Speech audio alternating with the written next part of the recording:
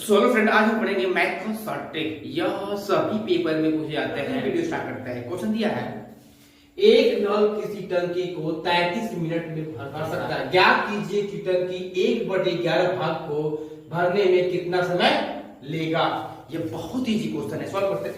1 minute. तो पूरी टंकी भरने में लगा समय बराबर कितना, 33 मिनट।